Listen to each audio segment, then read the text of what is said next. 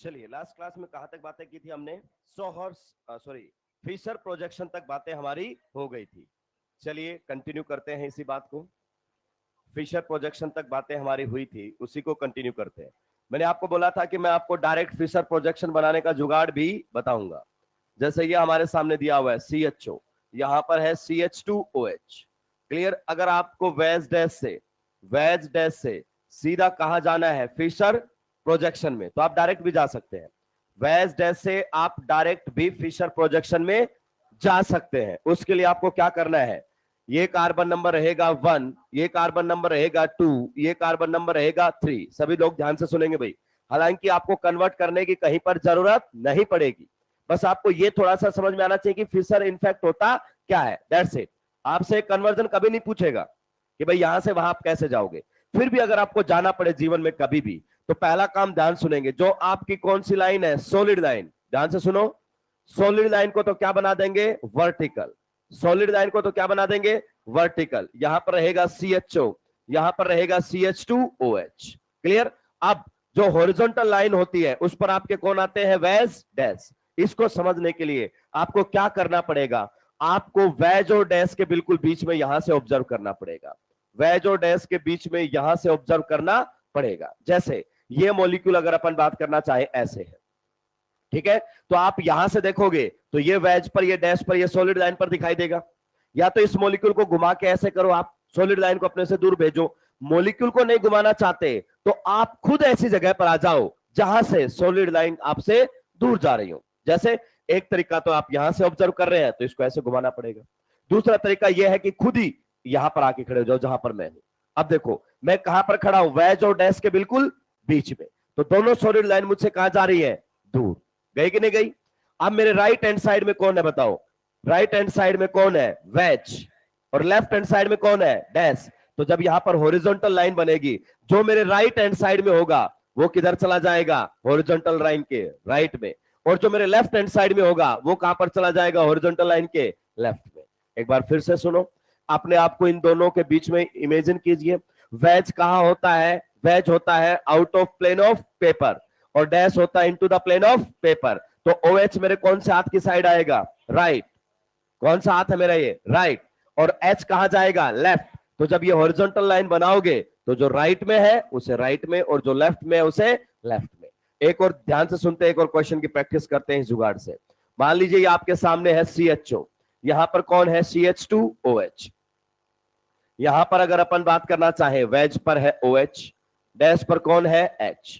यहां पर अगर अपन बात करना चाहे, वेज पर है OH, डैश पर कौन है, H। हमें इसको सीधा फिशर बनाना है। तो आपको क्या बताया मैंने, जो आपकी सॉलिड लाइन है वो तो क्या बनेगी, वर्टिकल। ये रहेगा 1, ये रहेगा 2, ये रहेगा 3, ये रहेगा 4। तो सीधी वर्टिकल लाइन बना दो। यहां पर रहने वाला है CHO, यहां पर कौन रहने वाला है, CH2OH। पक्का? फिर इस प्रकार से है, ये कार्बन नंबर 1, ये कार्बन नंबर 2, ये कार्बन नंबर 3 और कार्बन नंबर 4। डाउट हमें यह आएगा कि कार्बन नंबर 2 पर जो HOH है वो किधर आएंगे, कार्बन नंबर 3 पर जो HOH है वो किधर आएंगे। तो आपको क्या करना है, अपने आप को यहां पर इमेजिन करना है, अपने आप को यहां पर इमेजिन करना है। कहां पर, वेज और डैश के बिल्कुल बीच में। अब बताइए बाहर की साइड कौन आ रहा है, OH। तो वो मेरे कौन से हाथ पर आएगा, राइट। और इधर कौन सा आएगा, लेफ्ट। तो OH इधर राइट है तो उधर हॉरिजॉन्टल लाइन पर भी कहा होना चाहिए, राइट में। तो यहां पर OH और यहां पर H। क्लियर? नीचे वाले 3 नंबर पर आओ, फिर से अपने आप को कहां पर लेकर जाओ, वेज और डैश। क्लियर? तो बताओ बाहर की साइड कौन आ रहा है, वेज। वेज कौन सी साइड हाथ पर आएगा मेरे, राइट। तो जो राइट पर है वो हॉरिजॉन्टल पर राइट में आ जाएगा, जो लेफ्ट में वो कहां पर आ जाएगा, लेफ्ट में। तो देखो सीधा फिशर में चले गए हम। क्लियर? इन्हें हम इंटर कन्वर्जन कहते हैं, हालांकि आपसे ऐसा नहीं पूछा जाएगा। नेक्स्ट और लास्ट, अगर आपने खुद से इसको निपटा दिया तो मान लूंगा कि आपको चीजें क्लियर होने लगी है। ये देखिए नेक्स्ट हमारे सामने कुछ इस प्रकार से। अब देखना, 2 टाइप के अंधे होते हैं, एक आंख वाले और एक बिना आंख वाले। और तुम कौन से हो, आंख वाले अंधे। इसको डायरेक्ट फिशर में ले जाओ, डायरेक्ट। अबे डायरेक्ट जुगाड़ से लेकर जाओ, जाएगा डायरेक्ट जुगाड़ से। तो माना कि पहले क्या बनाना पड़ेगा, इसका एक्लिप्स। लेकिन जुगाड़ से एक्लिप्स बनाने की जरूरत नहीं है। मैंने क्या बोला आपको, देखो इधर वापस ध्यान दो, ये कौन सी लाइन है, सॉलिड। तो सॉलिड का तो क्या बना देना है, वर्टिकल। तो ये रहेगा CHO, यहां पर कौन रहेगा, CH2OH। क्लियर, यहां पर और यहां पर हमें दुविधा होगी, 1 2 3 4। हमें दिक्कत कहां पर आती है, 2 और 3 कि जो वैज डैश है उनको कैसे रखे। तो आप बताओ, वैज और डैश के बीच में जाकर आपको खड़ा होना है, यहां से ऑब्जर्व करना है। अब बताओ OH कहां पर आ रहा है, बाहर की साइड, H कहां जा रहा है, अंदर की साइड। अगर ये इसको ऐसे और ऐसे मानू तो OH इधर आएगा, H इधर जाएगा। OH कौन से साइड में है, राइट, तो राइट साइड में जाने दो हॉरिजॉन्टल लाइन के, ये लो। और अगर अपन बात करें अब यहां पर देखना है तो यहां पर भी वेज और डैश के बीच में खड़े हो जाओ। क्लियर, अब आप बताइए बाहर की साइड कौन आ रहा है, OH, तो यहां पर मेरा कौन सा हाथ है, लेफ्ट, राइट नहीं है ये, लेफ्ट। तो OH हॉरिजॉन्टल लाइन पर भी किधर जाएगा, लेफ्ट साइड में। और राइट साइड में कौन आ रहा है, H, तो ये भी कहां जाएगा, दैट्स इट। तो आपको एक्लिप्स बनाने की जरूरत ही नहीं पड़ी, क्योंकि ये जुगाड़ है, क्या है, और जुगाड़ में कोई कॉन्सेप्ट नहीं चलता है, सीधे आंसर तक पहुंचा सकते हैं आपको। लेकिन क्या सर हमें ये इंटर कन्वर्जेंस करने हैं, नहीं, आपसे कभी भी नहीं पूछे जाएंगे। बस आपको थोड़ा सा पता होना चाहिए कि फिशर होता क्या है, दैट्स इट। जल्दी जल्दी निपटा देंगे मेरे भाई। इन सब के पीछे क्या लिख सकते हो, फालतू, क्योंकि नीट में ये सब पूछा नहीं जाता। बस थोड़ा सा ट्रिक है, टाइम नहीं लगा इसलिए मैंने आपको सीधा बता दिया है। इंपॉर्टेंट बात जो पता होना चाहिए, बस ये पता होना चाहिए कि फिशर प्रोजेक्शन हमेशा ही एक्लिप्स में होता है, दैट्स इट। ये बताना चाहता था, बातें नहीं करेंगे भाई। सॉलिड लाइन को क्या बना देना है, वर्टिकल। सॉलिड लाइन को क्या बना देना है, वर्टिकल। और वेज और डैश के बीच में जाओ, जो राइट साइड में आ रहा है उसको हॉरिजॉन्टल के राइट में रख दो, जो लेफ्ट साइड में आ रहा है उसको लेफ्ट में रख दो, दैट्स इट। पर आपको जाना पड़ेगा वेज और डैश के बीच में। जैसे यहां पर इधर से देखना पड़ा, इधर से वेज और डैश है, इसमें यहां से देखना पड़ेगा। अब यहां से देखोगे तो आंसर गलत आएगा, क्योंकि यहां तो सॉलिड लाइन है, कहां जाना आपको, वेज और डैश के बीच में। निपटा दिया है क्या, चलिए। तो ये हमारे सामने था फिशर प्रोजेक्शन। कौन सा प्रोजेक्शन था, फिशर प्रोजेक्शन। नेक्स्ट अगर अपन बात करना चाहें तो हमारे सामने एक और आएगा जिसे हम बोलेंगे डाइहेड्रल एंगल। नाम सुना होगा आपने +1 में भी। क्लियर, उस पर हम बात कर लेते हैं कि क्या होता है डाइहेड्रल एंगल। जल्दी जल्दी निपटा दीजिए। निपटा दिया है क्या, और धीरे लिखो।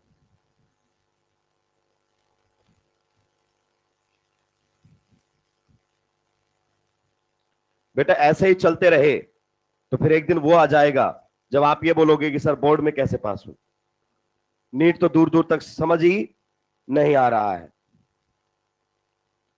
टॉर्सनल एंगल बोलते हैं, डाइहेड्रल एंगल बोलते हैं, या इसी को ही हम क्या बोल देते हैं, angle of rotation. Angle of rotation, ये हमारे सामने कुछ आ रहा है, एंगल ऑफ रोटेशन। क्लियर, क्या बोल सकते हैं इसी को ही आप डाइहेड्रल एंगल बोल सकते हैं, टॉर्सनल एंगल बोल सकते हैं, या फिर एंगल ऑफ रोटेशन बोल सकते हैं। देखिए बहुत बेसिक से हम शुरू करते हैं। अगर आपके सामने एक वर्ड आता है बॉन्ड लेंथ, क्या आता है, बॉन्ड लेंथ। बताइए बॉन्ड लेंथ को डिफाइन करने के लिए मिनिमम कितने एटम चाहिए, 2। बिल्कुल सही जवाब दिया है, क्योंकि 2 एटम्स के बीच में क्या बनता है, बॉन्ड, और उनके बीच में जो डिस्टेंस होती है इंटरन्यूक्लियर डिस्टेंस, उसी को हम क्या बोलते हैं, बॉन्ड लाइन। और ये हमेशा लीनियर क्वांटिटी होती है। कैसे होती है, लीनियर। एक लाइन तो होती है, दो स्ट्रेट पॉइंट्स को हमेशा दो पॉइंट्स को हमेशा एक स्ट्रेट लाइन से जोड़ा जा सकता है। कहीं भी बना लो 2 पॉइंट, कोई फर्क पड़ने वाला नहीं है, तो स्ट्रेट लाइन से उनको जोड़ा जा सकता है। तो ये एक लीनियर क्वांटिटी होती है बॉन्ड लेंथ। लेकिन इसको डिफाइन करने के लिए मिनिमम कितने एटम चाहिए, 2, क्योंकि बॉन्ड तभी तो बनेगा। नेक्स्ट अगर अपन बात करें तो एक क्वांटिटी हमारे सामने होती है बॉन्ड एंगल। क्या होती है, बॉन्ड एंगल। बताइए बॉन्ड एंगल को डिफाइन करने के लिए, बॉन्ड एंगल को डिफाइन करने के लिए मिनिमम कितने एटम्स चाहिए। 2 में कैसे चलेगा राक्षस, डेफिनेशन तो पढ़ो। बॉन्ड एंगल क्या होता है, it is the angle between 2 bonds formed at A common atom. उसी एटम पर बने होने चाहिए दोनों बॉन्ड्स। जैसे अगर अपन बात करना चाहें, ये बी हमारे सामने है, यहां पर इसने बॉन्ड किससे बना लिया है, ए से, और यहां पर किससे बना लिया है, सी से। तो ये ए और सी के बॉन्ड्स के बीच का जो एंगल है, इसे ही क्या बोला जाता है, bond angle. This is the bond angle. Common बात क्या है कि ए का भी बॉन्ड बी से बना हुआ है और सी का भी बॉन्ड बी से बना हुआ है। एक ही एटम पर बने होने चाहिए दोनों बॉन्ड्स, तो इसे हम क्या बोलते हैं, बॉन्ड एंगल। तो आपको थोड़ा सा आइडिया लगा बॉन्ड लेंथ का, थोड़ा सा आइडिया लगा बॉन्ड एंगल का। बॉन्ड लेंथ को बनाने के लिए मिनिमम 2 एटम चाहिए, बॉन्ड एंगल को डिफाइन करने के लिए मिनिमम 3 एटम चाहिए, और यह 2D क्वांटिटी होती है। कैसी होती है? 2D। आप जानते हैं 3 पॉइंट्स हमेशा एक प्लेन को बनाते हैं। किसको बनाते हैं? एक प्लेन। 3 पॉइंट कैसे भी लिख दो, यहां लिख दो, यहां लिख दो, यहां लिख दो, मिलकर क्या बना देंगे? एक प्लेन। तो 3 पॉइंट्स हमेशा एक प्लेन में आते हैं, 2 पॉइंट्स हमेशा एक स्ट्रेट लाइन बनाते हैं। क्या ये सारी बातें आपको क्लियर है? चलिए अब आते हैं हम डाइहेड्रल एंगल पर। किस पर आते हैं? डाइहेड्रल एंगल पर। सबसे पहले इसकी डेफिनेशन लिखेंगे, फिर चीजें आपको क्लियर होने लगेंगी। डाइहेड्रल एंगल, बताइए डाइहेड्रल एंगल को डिफाइन करने के लिए मिनिमम कितने एटम्स चाहिए? This is not bond angle, this is dihedral angle. Clear? ये जो होता है ये 3 डायमेंशनल क्वांटिटी होती है। डाइहेड्रल एंगल आपका कैसा होता है? 3D होता है। 3 डायमेंशनल क्वांटिटी होती है डाइहेड्रल एंगल, ये आपको पता होना चाहिए। तो पहले आप डाइहेड्रल एंगल की डेफिनेशन लिखेंगे, फिर मैं आपको समझाऊंगा।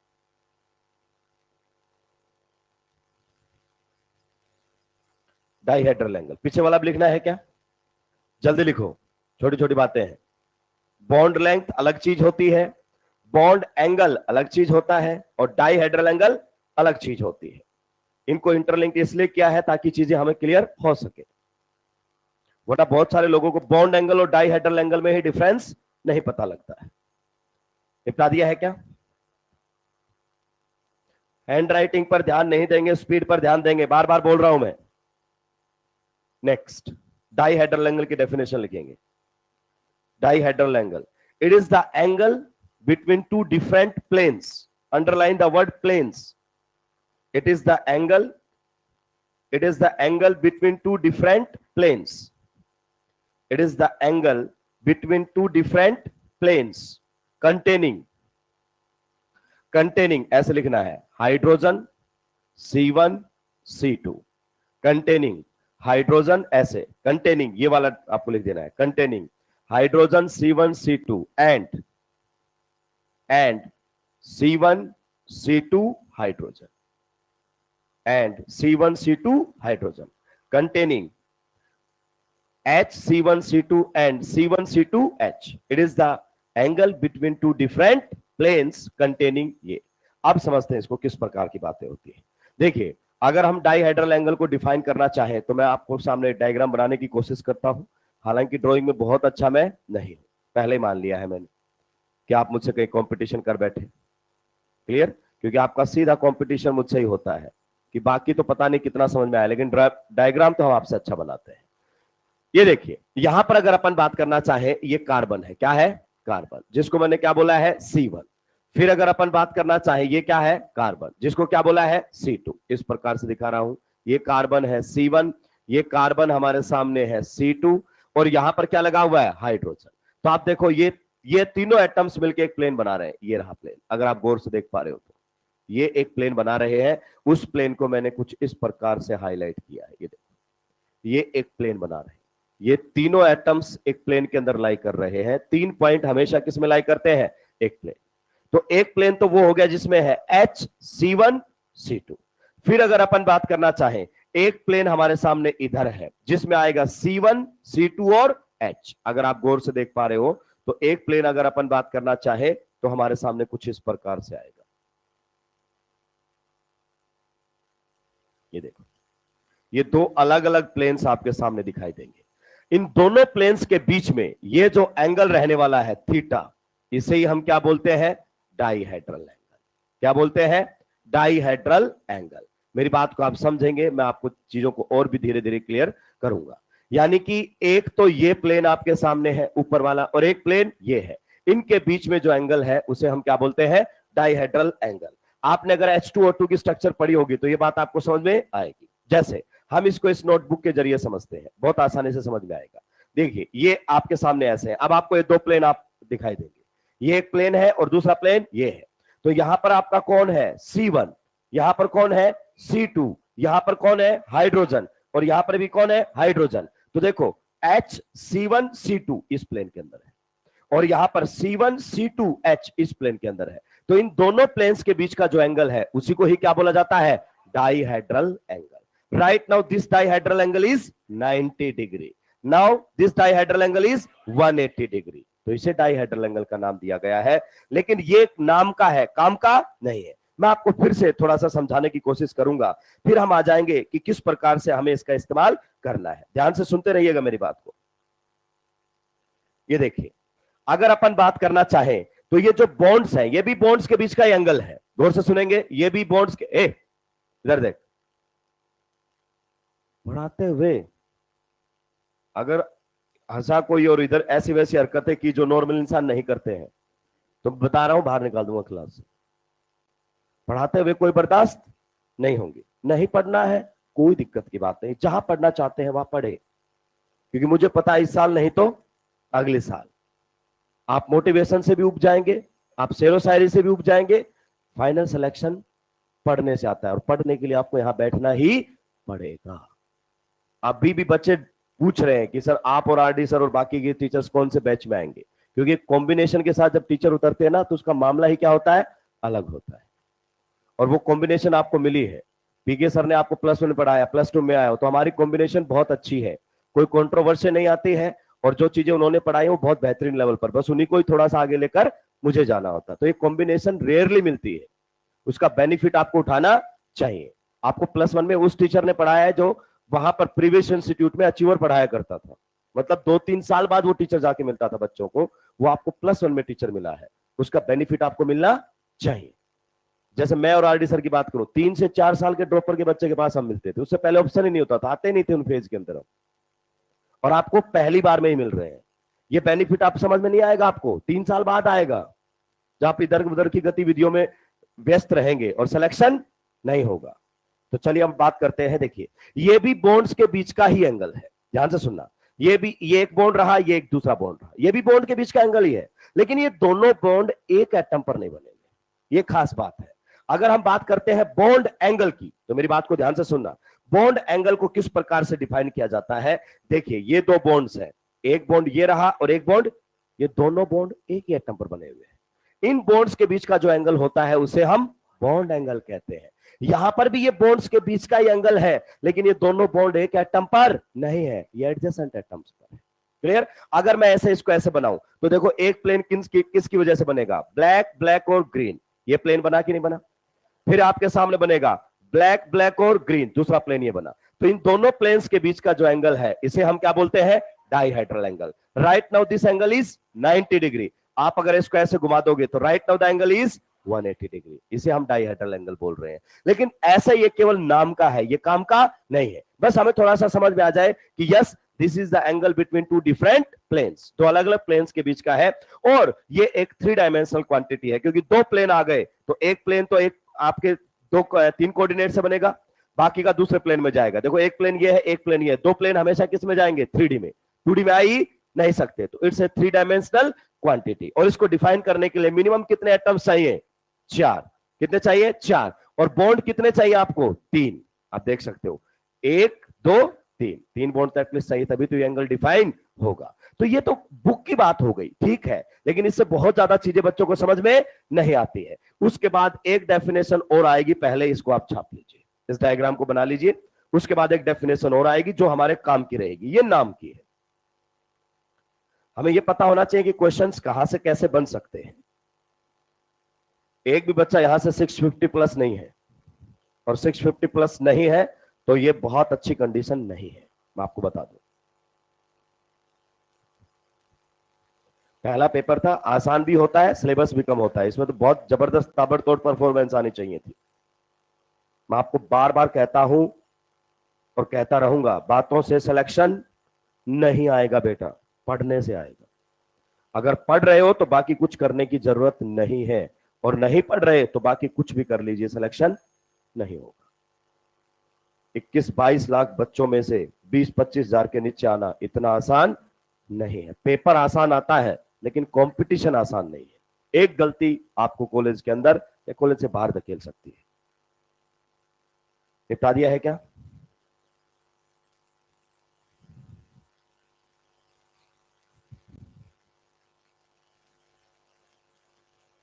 अब निपटाया क्या? अब दूसरी डेफिनेशन, ये अपने काम की डेफिनेशन है, लिखिए इसके अंदर, it is the angle, it is the angle, it is the angle it is the angle between front carbon hydrogen bonds, ऐसे लिखना, it is the angle between front carbon hydrogen bonds and back carbon hydrogen bonds and back carbon hydrogen bonds in Newman projection, in Newman projection, in Newman projection. कहता है कि आपको यह सब करने की जरूरत नहीं है, प्लेन्स के बीच में एंगल देखने की जरूरत नहीं है, आप तो न्यूमैन प्रोजेक्शन के अंदर देख लीजिए। It is the angle between the front carbon hydrogen and back carbon hydrogen bonds in Newman projection. अब इसको समझते हैं ये क्या कहना चाहता है। देखिए, अगर मैं आपसे पूछूं इन दोनों बॉन्ड्स के बीच में एंगल कितना है, इन दोनों बॉन्ड्स के बीच में एंगल कितना है, तो कितना है 90 डिग्री। अगर आप 90 डिग्री बोल रहे हैं तो यकीन मानिए आपने कभी चीजों को नहीं समझा है। 90 डिग्री ये है या 90 डिग्री ये है। 90 डिग्री आप कैसे बोलोगे, अगर ये और ये ऐसे हैं, ये होता है 90 डिग्री, ये 90 डिग्री नहीं है। तो अगर अपन बात करना चाहें तो ये प्लेन्स के बीच में, ये प्लेन और ये प्लेन के बीच में एंगल कितना है 90। हां, अगर हम इसकी इमेज लें, क्या लें इमेज, तो एक लाइन वर्टिकल और एक लाइन हॉरिजॉन्टल, इमेज में इन दोनों बॉन्ड्स के बीच की एंगल कितना दिखाई देगा 90 डिग्री। और न्यूमैन प्रोजेक्शन ऑलरेडी क्या होती है इमेज। तो अब आप बोलता है प्लेन की बात मत करो, क्या बात कर लो इमेज। तो इमेज में बॉन्ड्स के बीच का एंगल ही आपके सामने क्या बनकर आ जाएगा डाइहेड्रल एंगल। समझते हैं मेरी बात को, ध्यान से सुना मेरे भाई। ये कौन सा कार्बन हमारे सामने फ्रंट, और इस पर क्या लगा हुआ है हाइड्रोजन। आगे बात समझ में, ये फ्रंट कार्बन हाइड्रोजन बॉन्ड हो गया। सर्कल से किसको दिखाते हैं बैक। तो यहां पर हमने कुछ इस प्रकार से बना दिया है। हम थोड़ा सा हटके बनाते हैं, वैसे तो बॉन्ड के पीछे क्या होता है बॉन्ड। तो आप बता सकते हैं इन दोनों बॉन्ड्स के बीच में, इस बॉन्ड के बीच में और इस बॉन्ड के बीच में राइट नाउ एंगल कितना है, थीटा कितना है 0 डिग्री। तो डाइहेड्रल एंगल क्या बोलेंगे 0 डिग्री। जैसे ये आपके सामने है ये, अब देखो इसकी जब इमेज बनाओगे तो आपको दो लाइन नहीं एक लाइन दिखाई देगी, तो एंगल कितना मिलेगा 0 डिग्री। नेक्स्ट अगर अपन बात करना चाहे, ये हमारे सामने है फ्रंट कार्बन, यहां पर लगा हुआ है हाइड्रोजन, और यहां पर अगर अपन बात करना चाहे लगा हुआ है hydrogen. Can you tell me the angle between these two bonds right now, theta is equal to 180 degree. तो कहता है कि आप सीधा न्यूमैन प्रोजेक्शन में क्या देखो, फ्रंट कार्बन और बैक कार्बन के बीच का जो बॉन्ड्स के बीच का जो एंगल वो देख लो, सीधा ही आपको क्या मिल जाएगा डाइहेड्रल एंगल। फिर आपको प्लेन्स के बीच में एंगल देखने की जरूरत नहीं है, क्योंकि इमेज जब बनेगी तो ऑटोमेटिक आपको वो सारी बातें बता देगा। तो सबसे पहले इसको छापेंगे और फिर कुछ एंगल्स आपको बताने पड़ेंगे। ये वाला अपने काम का है, ऊपर वाली डेफिनेशन किसकी है नाम की, और नीचे वाली काम की, क्योंकि हर क्वेश्चन को हम नीचे वाली की मदद से ही सॉल्व करेंगे। अभी आपसे डाइहेड्रल एंगल पूछे जाएंगे और आपको बताने भी पड़ेंगे। जल्दी जल्दी निपटाते हुए चलेंगे मेरे भाई। निपटा दिया है क्या? ये सारी बातें आपने +1 में भी पढ़ी है।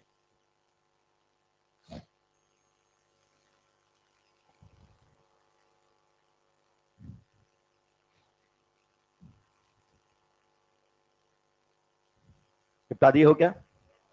चलिए मैं न्यूमैन प्रोजेक्शन में बात कर लेता हूं। न्यूमैन प्रोजेक्शन में जब आप ऐसे बनाते हैं ऐसे, तो इन लाइंस के बीच में एंगल कितना होता है 120 डिग्री। क्लियर है ना? चलिए, तो अब आपको डाइहेड्रल एंगल बताना है। ये हमारे सामने है फ्रंट कार्बन, यहां पर लगा हुआ हाइड्रोजन हाइड्रोजन हाइड्रोजन। फिर अगर अपन बात करना चाहे तो कुछ इस प्रकार से है, यहां पर भी लगा हुआ है हाइड्रोजन, यहां पर भी लगा हुआ है हाइड्रोजन, और यहां पर भी लगा हुआ है हाइड्रोजन। ये स्टैगर्ड कन्फर्मेशन है कि एक्लिप्स। एक्लिप्स मैं हाइड्रोजन को नंबर दे रहा हूं। इस हाइड्रोजन को नंबर क्या दिया है 1, इस हाइड्रोजन को 2, इस हाइड्रोजन को 3, इस हाइड्रोजन को 4, इस हाइड्रोजन को 5, इस हाइड्रोजन को 6। बताइए फ्रंट कार्बन से लगे हुए हाइड्रोजन को क्या क्या नंबर मिले? फ्रंट कार्बन से लगे हुए को 1 2 3 और बैक कार्बन पर लगे हुए को 4 5 6। क्लियर है? अब आपको बताना है डाइहेड्रल एंगल का। हाइड्रोजन नंबर 1, उसके बाद कार्बन, उसके बाद कार्बन, और उसके बाद आपके सामने आ गया है hydrogen number 5। What is the dihedral angle? बताइए कितना एंगल है? तो आप बताएं कौन सा कार्बन है। ये बॉन्ड है तो आपके सामने ये रहा, और दूसरा बॉन्ड कौन सा है ये रहा, तो ये बॉन्ड जस्ट इसके पीछे है। बता सकते हो ये एंगल कितने का है? This is 120। बिल्कुल सही जवाब दिया है। ये जो एंगल आपके सामने है वो 120 है। नेक्स्ट अगर अपन बात करना चाहे H1 कार्बन कार्बन और आपको H4 के बीच का एंगल बताना है।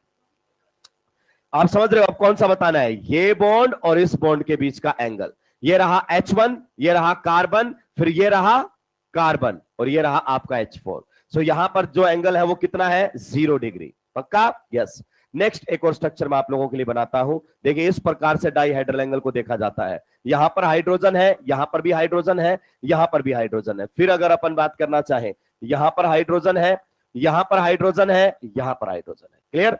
इसको बोला मैंने 1, इसको बोला मैंने 2, इसको बोला मैंने 3, इसको बोला मैंने 4, इसको बोला मैंने 5, इसको बोला मैंने 6। अब आपको बताना है H1, उसके बाद C, उसके बाद H4, इनके बीच में जो डाइहाइड्रल एंगल है आप बताएंगे, ठीक है? उसके बाद अगर अपन बात करना चाहे, हमारे सामने है H1, C, और फिर अगर अपन बात करना चाहे H5, इनके बीच में डाइहाइड्रल एंगल बताएंगे। अब देखो इन दोनों के बीच का एंगल बताओ, इन दोनों के बीच का एंगल कितना है? एग्जैक्टली कितना है? 120। और ये बिल्कुल कहां बनाया है? बीच में। तो देखो इस बॉन्ड के और इस बॉन्ड के बीच में एंगल कितना आएगा? इस बॉन्ड के और इस बॉन्ड के बीच में एंगल कितना है? 60। तो डाइहाइड्रल एंगल इज 60 डिग्री। और नेक्स्ट में कितना है? 180। बताइए डाइहाइड्रल एंगल देखना आ गया क्या? आप जानते हैं इन्हीं की मदद से हम आगे पढ़ने वाले हैं इथेन की कंफर्मेशन, ब्यूटेन की कंफर्मेशन, जिनमें हमें डाइहाइड्रल एंगल देखना पड़ेगा। छापिए, आगे बढ़ूंगा। इस बात की गारंटी मैं आपको दे रहा हूं कि जिस तरीके से, जिस वे से यहां पर चीजें डिलीवर होंगी आपको कहीं नहीं मिलेंगी। इस बात की गारंटी है। कॉपीड मिलेंगी, आप देख लेना, जिसका भी नाम सुनोगे आपको समझ में आ जाएगा कहां से कॉपी हो रही है चीजें।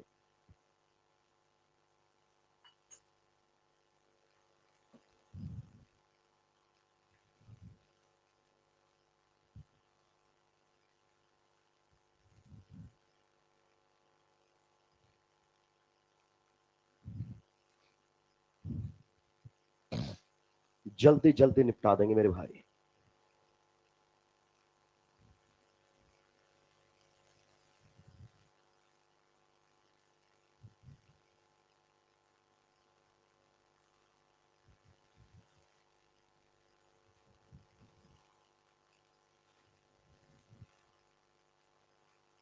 जल्दी का मतलब जल्दी होता है।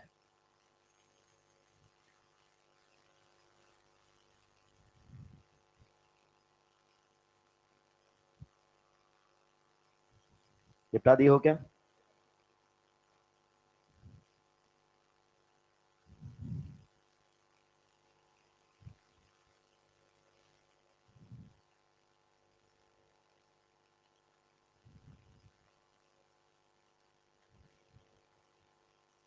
अब निपटाया क्या?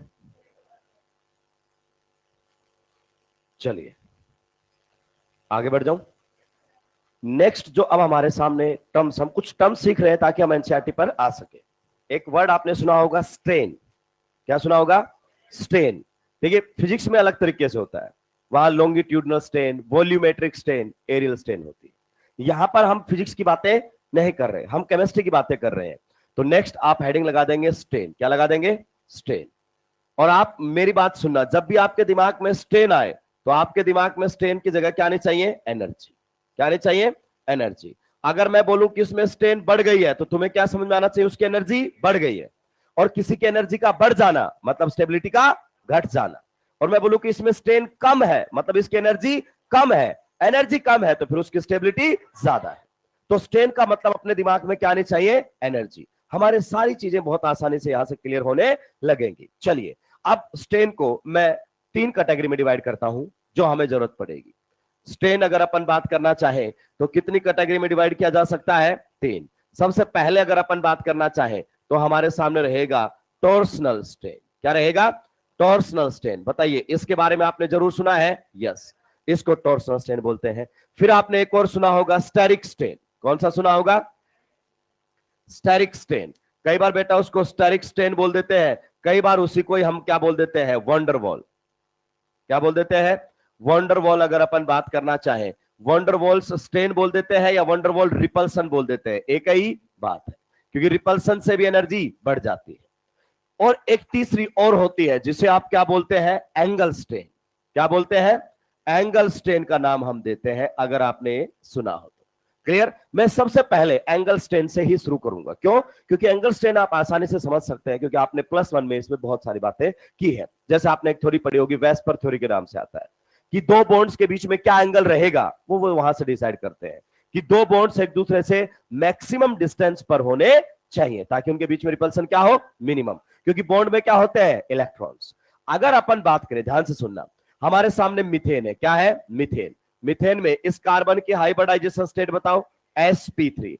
जब sp3 आइडियल होता है तो उस केस में जो बॉन्ड्स के बीच का एंगल रहता है, क्या आप जानते हैं कितना रहता है, किन्हीं भी दो बॉन्ड्स के बीच का एंगल 109.5 डिग्री के आसपास रहता है क्या।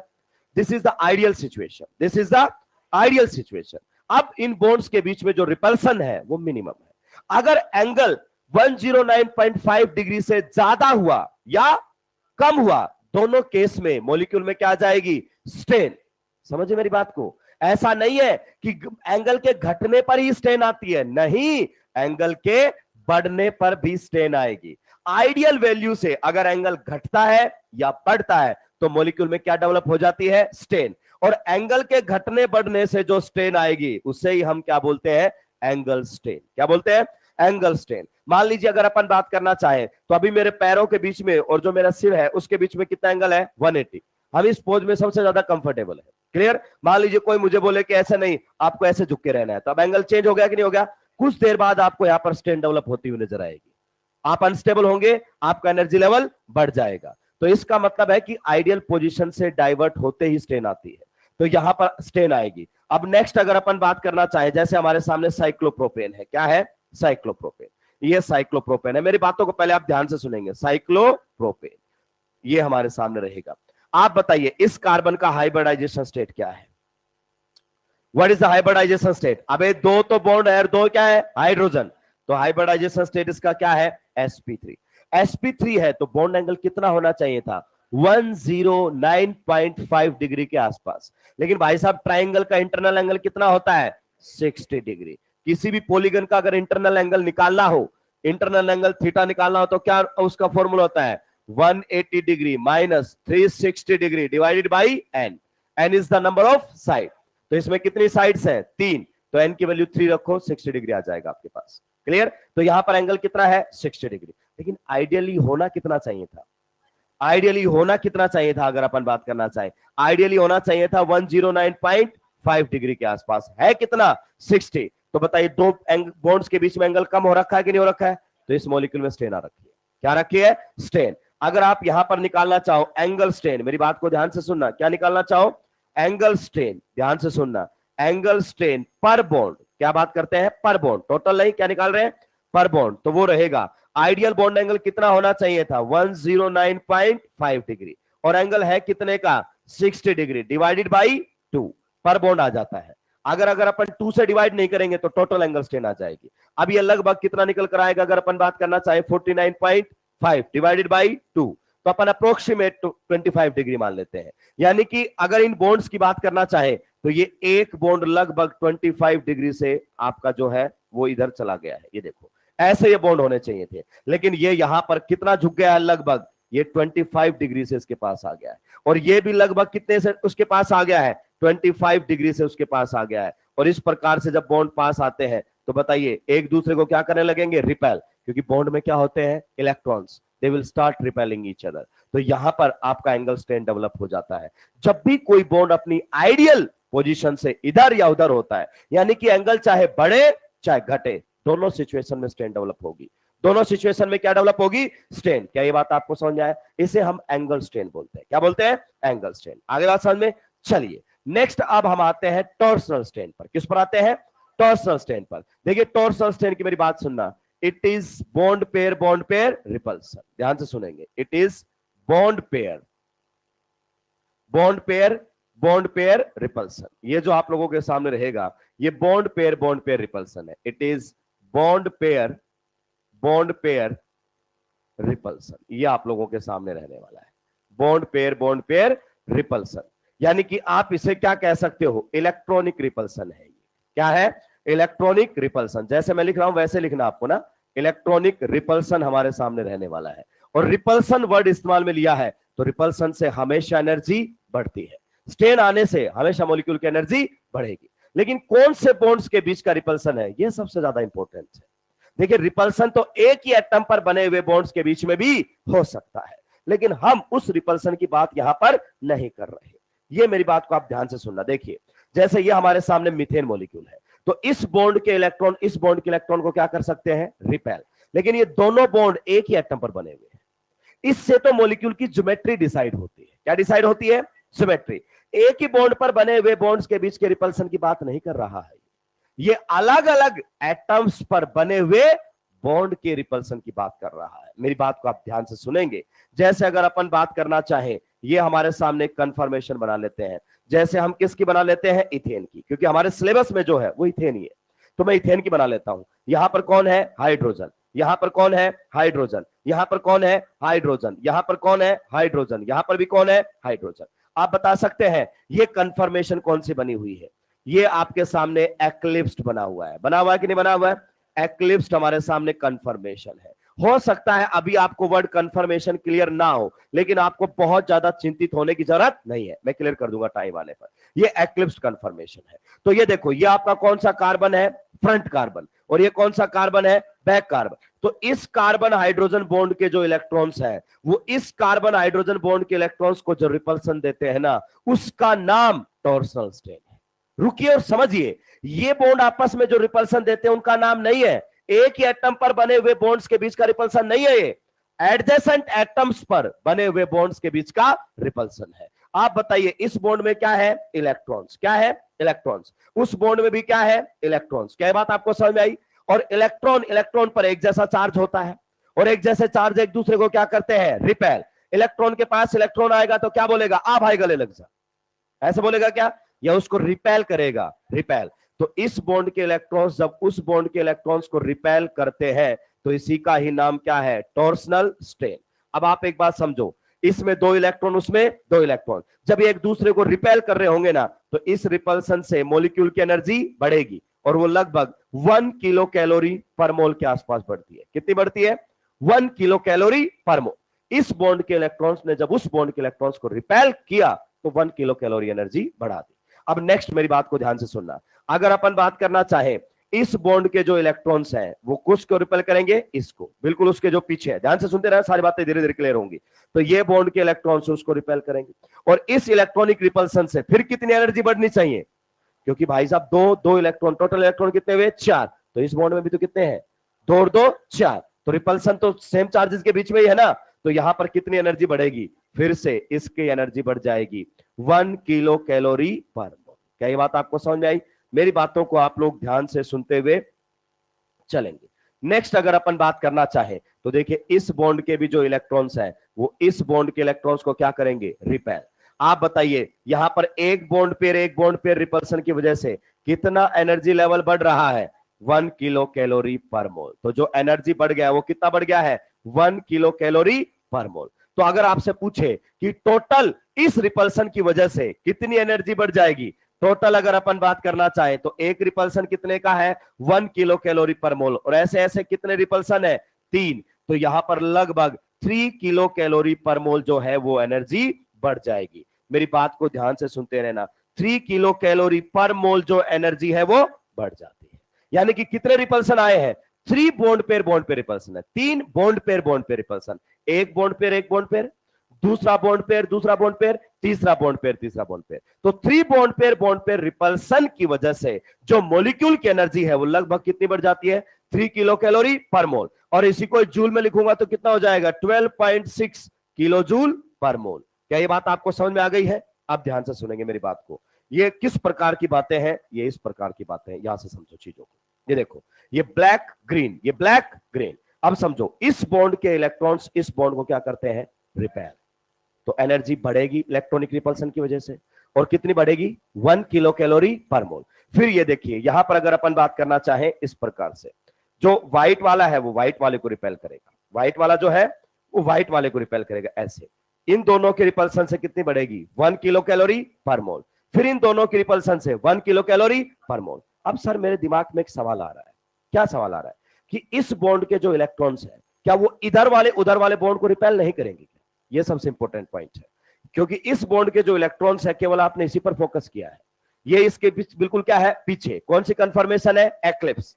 तो यहां पर ये अगर अपन बात करना चाहे, आपने इन दोनों की बात क्यों की, इस बॉन्ड के इलेक्ट्रॉन्स क्या उस बॉन्ड के इलेक्ट्रॉन्स और इस बॉन्ड के इलेक्ट्रॉन्स को रिपेल नहीं करेंगे, तो जवाब है नहीं करेंगे। कारण डिस्टेंस ज्यादा है। आप बताइए, अगर ग्रीन एटम की मैं डिस्टेंस पूछूं तो सबसे नजदीक कौन सा पड़ता है? ग्रीन। तो इस बॉन्ड के सबसे नजदीक यही बॉन्ड है। और इलेक्ट्रोस्टैटिक फोर्स ऑफ अट्रैक्शन हो या रिपल्सन हो, डिस्टेंस डिपेंडेंट होता है। अगर डिस्टेंस बढ़ी तो नेग्लेजिबल हो जाएगा। तो यहां पर ये बॉन्ड के और इस बॉन्ड के जो इलेक्ट्रॉन का रिपल्सन है वो क्या होता है? नेग्लेजिबल। यानी कि इस बॉन्ड के जो इलेक्ट्रॉन्स है वो केवल उसी बॉन्ड के इलेक्ट्रॉन्स की वजह से रिपल्सन फील करते हैं, इसकी और इसकी वजह से वो रिपल्सन फील नहीं करते। क्या ये बात आपको क्लियर हुआ? ये एक्सपेरिमेंटल फैक्ट है, क्योंकि डिस्टेंस क्या हो जाती है? ज्यादा। अब एक बात सोचो दिमाग में, यहां पर हाइड्रोजन हो, कार्बन, उससे कोई फर्क पड़ेगा क्या? क्योंकि बॉन्ड में इलेक्ट्रॉन्स तो कितने रहेंगे और उधर भी कितने रहेंगे? तो ये तो इलेक्ट्रॉनिक रिपल्सन है। तो ये लगभग हर किसी की जो एक्लिप्स कंफर्मेशन होता है उसमें क्या रहता है? फिक्स। ऑलमोस्ट कितना रहेगा ये? 3 किलो कैलोरी पर मोल। यानी कि एक्लिप्स में अगर अपन बात करना चाहें तो ये जो रिपल्सन होंगे वो क्या होंगे? मैक्सिमम। क्या होंगे? मैक्सिमम। क्यों? क्योंकि एक्लिप्स कंफर्मेशन में ही बॉन्ड एक दूसरे के क्या होते हैं? नजदीक होते हैं। अब इसी में आगे बढ़ेंगे, आपको इसी के नीचे कंटिन्यू करना, मेरे पास जगह नहीं है। नेक्स्ट अगर अपन बात करना चाहें, हम उसी इथेन की ही बात कर लेते हैं, बाकी किसी पर जाने की जरूरत नहीं है। हम इसी इथेन पर बात कर लेते हैं, ये हमारे सामने क्लियर। अगर अपन बात करना चाहें इस प्रकार से, तो बताइए ये कौन सी कंफर्मेशन है? ये कौन सी कंफर्मेशन है? ये स्टैगर्ड कंफर्मेशन है, पक्का? तो सबसे पहले अगर अपन बात करना चाहें तो ये हमारे सामने है स्टैगर्ड कंफर्मेशन। रटना नहीं है, चीजों को समझना है। स्टैगर्ड कंफर्मेशन, पक्का? अब सोचिए, ये कंफर्मेशन एक्लिप्स है। मेरे फिर से सवालों के जवाब देना। क्या ये ब्लैक और ग्रीन का जो बॉन्ड है वो इधर ब्लैक और व्हाइट वाले बॉन्ड के इलेक्ट्रॉन्स की वजह से रिपल्सन फील करेगा क्या? नहीं करेगा। तो ये देखो, ये से रिपल्सन फील नहीं कर रहा। ये कौन सी कंफर्मेशन है? एक्लिप्स। अगर मैं इसको ऐसे घुमा दूं तो ये कौन सी है? अब देखो, कोई बॉन्ड किसी बॉन्ड के पीछे नहीं है। इस बॉन्ड के सामने कोई बॉन्ड है क्या? क्या ये बॉन्ड के इलेक्ट्रॉन्स इन वालों से रिपल्सन फील करेंगे? अगर ऐसा होता तो फिर इस बॉन्ड का इलेक्ट्रॉन इनसे भी रिपल्सन फील करना चाहिए था, लेकिन उसने किया ही नहीं। तो यहां पर जैसे ही आप घुमाओगे तो बॉन्ड के पीछे कोई भी बॉन्ड नहीं है। तो इस बॉन्ड को अब किसी भी बॉन्ड के इलेक्ट्रॉन से रिपल्सन नहीं है। और अगर अपन बात करना चाहे इसके किसी भी बॉन्ड को बाकी वाले किसी भी बॉन्ड से रिपल्सन नहीं है। तो यहां पर अगर अपन बात करते हैं किसके बारे में? हम बात करते हैं स्टैगर्ड कंफर्मेशन के बारे में। तो यहां पर जो टॉर्सनल स्टेन होता है, कौन सा स्टेन होता है? टॉर्सनल स्टेन जो हमारे सामने रहेगा वो टॉर्सनल स्टेन क्या रहता है? Almost zero. क्या रहता है? Almost zero. ऑलमोस्ट जीरो बोल सकते हो, या फिर ये भी तो कह सकते हो कि ये क्या रहेगा? मिनिमम। क्या रहेगा? मिनिमम। टॉर्सनल स्टेन हमेशा याद रखना, स्टेन स्टैगर कंफर्मेशन में क्या मिलेगा? मिनिमम। और एक्लिप्स कंफर्मेशन में क्या मिलेगा? मैक्सिमम। इसका मतलब ये वाला जो स्टेन यहां पर है, यहां पर क्या था? मैक्सिमम। और वहां पर क्या था? मिनिमम। सबसे पहले अपने बात दिमाग में उतारिए, क्या टॉर्सनल स्टेन दिमाग में क्लियर हुआ? ये बॉन्ड पेयर रिपल्सन है। ये मैक्सिमम कब होगा? एक्लिप्स में। और ये मिनिमम किस में होगा? स्टैगर्ड में। और स्टैगर्ड में ऑलमोस्ट जीरो। फिर वो स्टैगर्ड किसी की भी हो, उससे कोई फर्क, चाहे वो इथेन की हो, प्रोपेन की हो, ब्यूटेन की हो, हमें उससे कोई फर्क नहीं पड़ेगा। क्योंकि मेरे भाई एक बात सोचना, यहां पर क्या एटम उससे इतना ज्यादा फर्क नहीं पड़ रहा, क्योंकि बॉन्ड में इलेक्ट्रॉन तो दो ही रहेंगे। चाहे वो कार्बन हाइड्रोजन का बॉन्ड हो, चाहे कार्बन कार्बन का बॉन्ड हो, इलेक्ट्रॉन कितने रहेंगे? दो। तो ये तो इलेक्ट्रॉनिक रिपल्सन है। क्या है? Electronic repulsion. छापिए, यहां तक आगे बढ़ूंगा। जब हम एनसीईआरटी पर जाएंगे उससे पहले दिमाग में सारी चीजें क्रिस्टल क्लियर हो चुकी होंगी। एनसीईआरटी की एक एक लाइन आपको लगेगी कि मुझे समझ में आ रही है। हालांकि एनसीईआरटी को समझना इतना आसान नहीं है। एनसीईआरटी की बातें करना आसान है, समझना आसान नहीं है। मीथेन में कहां से बनेंगे बेटे? मीथेन में तो एक ही एटम पर होते हैं ना सारे बॉन्ड।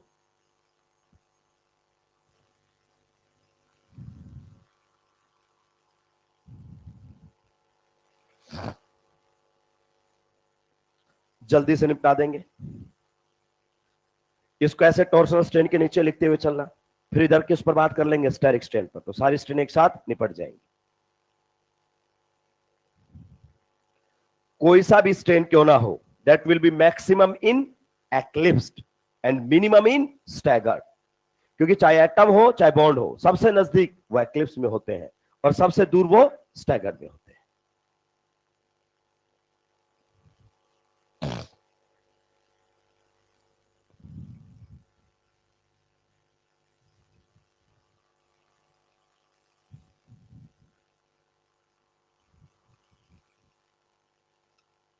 जल्दी जल्दी निपटाते हुए आगे बढ़ेंगे मेरे भाई, और जल्दी का मतलब होता है जल्दी।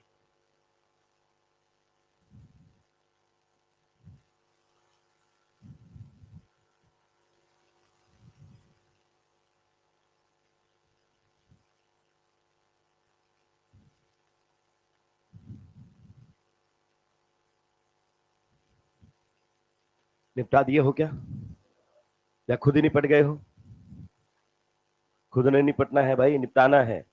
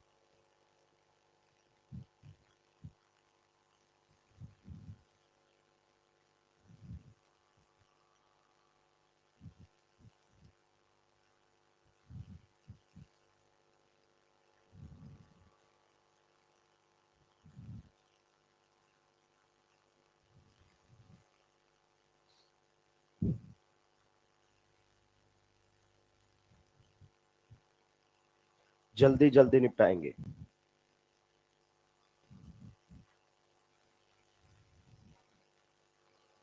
निपटा दिया है क्या? आगे बढ़ो, जो लिखा हुआ है।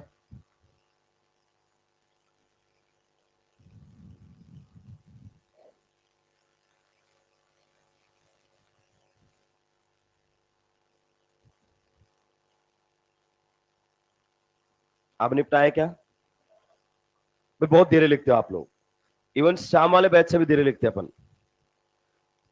अपने यहाँ पे क्लासेस रही थी, BRY सर की क्लासेस मैंने ली थी, क्लियर। शाम वाले बैच में मैं नहीं ले पाया था, तबियत क्या हो गई थी खराब, उसके बावजूद भी बराबर चल रहे हैं। मतलब वो 2 क्लास पीछे थे टेक्निकली, लेकिन वो बराबर चल रहे हैं।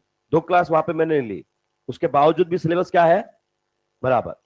अगर अपने देखा जाए तो हम टेक्निकली दूसरों से 2 क्लास पीछे हो गए धीरे धीरे लिखने की वजह से। फिर ये कंपनसेट आप ही से होगा, कैसे? कम बातें बताकर। और ऑर्गेनिक इनऑर्गेनिक में यकीन मानिए जितनी बातें कम बताई जाएंगी परेशानियां उतनी बढ़ जाएंगी।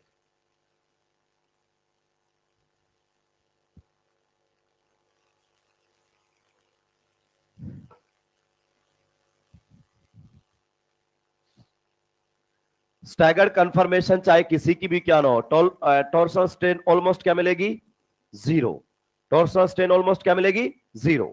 किसी की भी स्टैगर्ड कंफर्मेशन क्यों ना हो, उससे कोई खास फर्क पड़ने वाला नहीं है। निपटा दिया है क्या? चलिए अब आते हैं वंडरवॉल रिपल्सन्स पर, या जिसे आप स्टेरिक स्ट्रेन का नाम देते हैं। किस पर आते हैं? वंडरवॉल रिपल्सन्स पर, या जिसे आप स्टेरिक स्ट्रेन का नाम देते हैं। वापिस चला जाऊं? इतना तो मैंने नहीं लिखा जितना तुम लोग लिख रहे हो। चलिए अब आ जाते हैं वंडरवॉल स्ट्रेन पर। सबसे पहले इसके बारे में लिखिए क्या होता है। It is the repulsion, it is the repulsion, it is the repulsion felt by, it is the repulsion felt by, it is the repulsion felt by one atom or group, it is the repulsion felt by one atom or group due to the presence of, due to the presence of, due to the presence of other atom or group, due to the presence of other atom or group. It is the repulsion felt by one atom or group due to the presence of other atom or group. Clear? पहला point. दूसरा point, it depends upon the size of atom or group. It depends upon the size of atom or group. ये किसी atom या group की size पर भी depend करेगा। It depends upon the size of atom और group, कि भाई उसकी साइज क्या है उससे भी डिपेंड करेगा। देखिए वैसे तो ये बात टेक्निकली तो थोड़ा सा अलग होता है, लेकिन हमें इतना ज्यादा डेप्थ में जाने की जरूरत नहीं है। मैं आपको समझा सकता हूं कि किसी की प्रेजेंस से भी आपका एनर्जी लेवल बढ़ सकता है और घट सकता है। कैसे? मान लीजिए कोई ऐसा व्यक्ति है, कोई ऐसा इंसान है जिसकी आपको शक्ल ही पसंद नहीं, बहुत सारे होते हैं जिसको देखते ही अपन चिड़चिड़े हो जाते हैं, हमारा एनर्जी लेवल बढ़ जाता है, और गलती से वही हमारी क्लास में हमारे बाजू में आके बैठ जाए तो हमारा उधर ध्यान होता ही नहीं, हमारा ये ध्यान होता है कि अगली क्लास में या तो इसको भगाऊंगा या मैं जगह छोड़ूंगा। और कई बार तो एनर्जी लेवल इतना ज्यादा बढ़ जाता है कि बातें लड़ाई तक पहुंच जाती है। तो ये प्रेजेंस से ही तो होता है। कुछ ऐसे होते हैं जिनके पास आप बैठ के एकदम आराम फील करते हैं कि वो आपका एनर्जी लेवल क्या कर देते हैं, कम। हालांकि टेक्निकली ऐसा नहीं है, रिपल्सन की वजह इलेक्ट्रॉन्स ही होते हैं, लेकिन हमें वहां जाने की जरूरत नहीं है। सबसे पहले मेरी बात को आप ध्यान से सुनेंगे, हम इसको सोहर्स प्रोजेक्शन से बहुत आसानी से समझा सकते हैं। आप मेरी बात को समझिए, हम किन एटम्स और ग्रुप्स के बीच में रिपल्सन की बातें कर रहे हैं। जैसे यहां पर कोई एटम या कोई ग्रुप लगा होगा इस कार्बन पर, ये क्या रहेगा, कार्बन। अभी हमने बताया नहीं कौन एटम है या कौन ग्रुप है। इसी प्रकार से यहां पर भी क्या लगा होगा, कोई एटम या ग्रुप। तो ये वाले एटम और ग्रुप उस वाले एटम और ग्रुप की वजह से जो रिपल्सन फील करते हैं उसी का नाम क्या होता है, स्टेरिक स्ट्रेन या वंडरवॉल स्ट्रेन या वंडरवॉल रिपल्सन। आगे बात समझ में? इसी प्रकार से जब यहां पर कोई लगा होगा तो वो भी इसकी वजह से क्या फील करेगा, रिपल्सन। जब यहां पर कोई लगा होगा तो ये भी क्या फील करेगा, रिपल्सन। अब ये बॉन्ड वाला रिपल्सन नहीं है, इस बॉन्ड के इलेक्ट्रॉन्स उस बॉन्ड के इलेक्ट्रॉन्स की वजह से जो रिपल्सन फील करते हैं उसका नाम तो टॉर्सनल स्ट्रेन दिया हमने। लेकिन ये एटम उस एटम की वजह से जो रिपल्सन फील करेगा उसे हम कौन सा नाम दे रहे हैं, स्टेरिक स्ट्रेन या वंडरवॉल स्ट्रेन। और ये मैक्सिमम कब होगा, एक्लिप्स। क्योंकि चाहे बॉन्ड्स हो, ध्यान से सुन लो, चाहे बॉन्ड्स हो चाहे एटम्स हो, सबसे नजदीक कौन सी कंफर्मेशन में होते हैं, एक्लिप्स। ये देखो सबसे नजदीक है, ये दोनों एक दूसरे के नजदीक है, ये दोनों एक दूसरे के नजदीक है, और ये दोनों एक दूसरे के नजदीक है। और सबसे ज्यादा डिस्टेंस कब होती है, स्टैगर्ड। अब देखो इस एटम की इससे और इससे सबसे डिस्टेंस बढ़ गई, और जैसे घुमाऊंगा तो इससे डिस्टेंस क्या हो गई है, कम। इधर तो डिस्टेंस अब भी क्या है, ज्यादा, लेकिन ये डिस्टेंस क्या हो गई है, कम। और जैसे मैंने ऐसे किया अब इसकी डिस्टेंस सभी एटम से मैक्सिमम हो चुकी है, इधर भी ज्यादा उधर भी ज्यादा और उधर भी ज्यादा। तो कोई सा भी रिपल्सन क्यों ना हो, मैक्सिमम किस में मिलेगा, एक्लिप्स, और मिनिमम किस में मिलेगा, स्टैगर्ड। तो यहां पर अगर अपन बात करना चाहे तो ये हमारे सामने कौन सा है, एक्लिप्स्ड। तो हम इसको बोलते हैं बेटा एक्लिप्स्ड कंफर्मेशन। क्या बोलते हैं, एक्लिप्स्ड कंफर्मेशन। अभी वर्ड कंफर्मेशन मैंने क्लियर नहीं किया है। तो ये जो रहेगा एक्लिप्स्ड कंफर्मेशन में क्या रहेगा, मैक्सिमम। क्या रहेगा, मैक्सिमम। अब इसकी कोई फिक्स वैल्यू मैं नहीं बताने वाला आपको, मैक्सिमम मिलेगा। लेकिन अगर यहीं पर अपन बात करना चाहें, ये हमारे सामने कुछ इस प्रकार से बना होता, कुछ इस प्रकार से हमारे सामने बना होता, तो बताइए ये कौन सी कंफर्मेशन है, स्टैगर। स्टैगर कंफर्मेशन में ध्यान से सुनो, स्टैगर कंफर्मेशन में कोई भी एटम या ग्रुप एक दूसरे से कहां होते हैं, मैक्सिमम। देखो इसको अगर आप गौर से देखोगे तो इस ग्रीन एटम के सामने वाले सभी एटम से डिस्टेंस क्या है, मैक्सिमम। ऐसे इस ग्रे एटम के सामने वाले सभी एटम से डिस्टेंस क्या है, मैक्सिमम। ऐसे इस व्हाइट एटम के सामने वाले एटम से डिस्टेंस क्या है, मैक्सिमम। तो ये कौन सी कंफर्मेशन आपने बना रखी है, स्टैगर। तो यहां पर जो एटम्स और ग्रुप होते हैं फ्रंट कार्बन पर और बैक कार्बन पर, उनके बीच में जो डिस्टेंस है वो क्या होती है, मैक्सिमम। तो ये जो आपने बनाया है वो क्या बनाकर लाए हो आप, स्टैगर। क्या बनाकर लाए हो, स्टैगर्ड कंफर्मेशन। और स्टैगर्ड कंफर्मेशन के अंदर कोई सा भी स्ट्रेन क्यों ना हो, कैसा मिलेगा वो, मिनिमम। कैसा मिलेगा, मिनिमम। क्योंकि यहां पर डिस्टेंस क्या हो जाती है, ज्यादा। डिस्टेंस बढ़ने पर चाहे अट्रैक्शन हो चाहे रिपल्सन हो, कम होने लगता है। तो सबसे पहले मेरी बात को ध्यान से सुनना, कोई सा भी स्ट्रेन क्यों ना हो, मैक्सिमम किस में मिलेगा, एक्लिप्स में, और मिनिमम किस में मिलेगा, स्टैगर्ड में मिलेगा। अब यहां पर मैंने जीरो नहीं बोला है, क्या नहीं बोला है, जीरो, लेकिन मिनिमम बोला है। क्या बोला है, मिनिमम। छापिए, आगे बढ़ूंगा।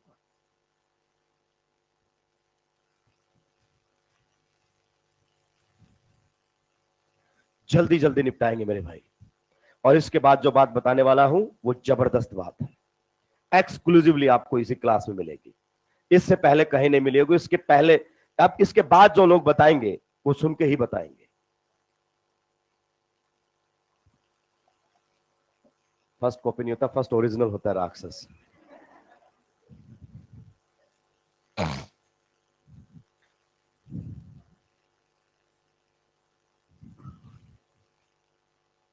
निपटा दिया है क्या? मेरे सवालों का जवाब दो। दोनों स्टेन में से कौन सी कंफर्मेशन में दोनों स्टेन मिनिमम होती है? स्टैगर्ड। और किस में मैक्सिमम होती है? एक्लिप्स्ड। क्लियर? क्योंकि बॉन्ड्स हो या एटम्स हो, सबसे मिनिमम डिस्टेंस एक्लिप्स में और सबसे मैक्सिमम डिस्टेंस स्टैगर्ड। क्लियर हुआ? ये वाला आपने बना लिया है। एक्लिप्स कंफर्मेशन में स्टैटिक स्ट्रेन मैक्सिमम मिलेगा, स्टैगर्ड कंफर्मेशन में मिनिमम मिलेगा। हमने ये नहीं बोला कि जीरो होगा, लेकिन क्या मिलेगा? मिनिमम। पक्का? चलिए अब मैं आगे बढ़ता हूं, जल्दी से बनाएंगे भाई। अब जो बात आने वाली है, अभी तक क्या मैंने यहां पर एटम स्पेसिफाई किए? क्या मैंने कोई एटम स्पेसिफाई किया? नहीं। अब मैं एटम्स स्पेसिफाई करने वाला हूं। क्या स्पेसिफाई करूंगा? एटम्स। और आपको बताऊंगा कि कब दो एटम एक दूसरे से रिपल्सन फील करते हैं और कब वो एक दूसरे से रिपल्सन फील नहीं करते हैं। ये जबरदस्त पॉइंट है। जैसे आपने पढ़ा हो तो इथेन कंफर्मेशन में, चाहे इथेन की वो स्टैगर हो, चाहे इथेन की वो एक्लिप्स हो, टॉर्सनल स्ट्रेन ही होता है, स्टेरिक स्ट्रेन नहीं होता है। तो उसका रीजन बहुत सारे लोग क्या बोलते हैं? Because hydrogen is small in size. ऐसा कुछ नहीं होता है, ये तो बेवकूफी वाला जवाब है। ऑर्गेनिक और इनऑर्गेनिक में एक्सप्लेनेशन तो मास्टर ढूंढ लेता है, बस आंसर पता होना चाहिए। क्या पता होना चाहिए? आंसर। और बच्चे निपट क्यों रहे हैं? स्टेटमेंट और एआर में, क्योंकि एक्सप्लेनेशन भी सही मालूम होनी चाहिए आपको। अब मैं आता हूं, आपको स्टेरिक स्ट्रेन के नीचे ही चलना है। किसके अंदर? इथेन के अंदर। किसके अंदर? इथेन। ये हमारे सामने क्या है मेरे भाई? इथेन। ध्यान से सुनते रहना, इस प्रकार से मैंने बनाया है। ये आप बता सकते हैं ये कौन सी कंफर्मेशन बनाई है? स्टैगर्ड बनाई है कि एक्लिप्स?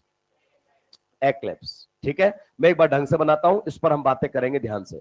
एक एक चीज हमें क्रिस्टल क्लियर होनी चाहिए, क्योंकि मेनली जो हमारे सिलेबस में है वो कौन सा है? इथेन। ये हमारे सामने कुछ इस प्रकार से दिया हुआ है, यहां पर कुछ इस प्रकार से है। तो बताइए इथेन में ये कौन सा कार्बन हो गया है? फ्रंट। और ये कौन सा हो गया है? बैक। यहां पर कौन मिलेगा? हाइड्रोजन। यहां पर कौन मिलेगा? हाइड्रोजन। यहां पर भी कौन मिलेंगे? हाइड्रोजन। यही होता है क्या इथेन? मेरी बात को आप ध्यान से सुनना। ये जो इथेन है, इसकी ये कौन सी कंफर्मेशन है? स्टैगर्ड है कि एक्लिप्स्ड है? ये आप लोगों के सामने कौन सी कंफर्मेशन है? एक्लिप्स्ड कंफर्मेशन है। कौन सी कंफर्मेशन है? एक्लिप्स्ड कंफर्मेशन है। और इसके अंदर अगर अपन बात करना चाहे, स्टेरिक स्ट्रेन की बात कर रहा हूं। किसकी बात कर रहा हूं? स्टेरिक स्ट्रेन की अगर अपन बात करना चाहे तो ये ऑलमोस्ट जीरो है। कौन है?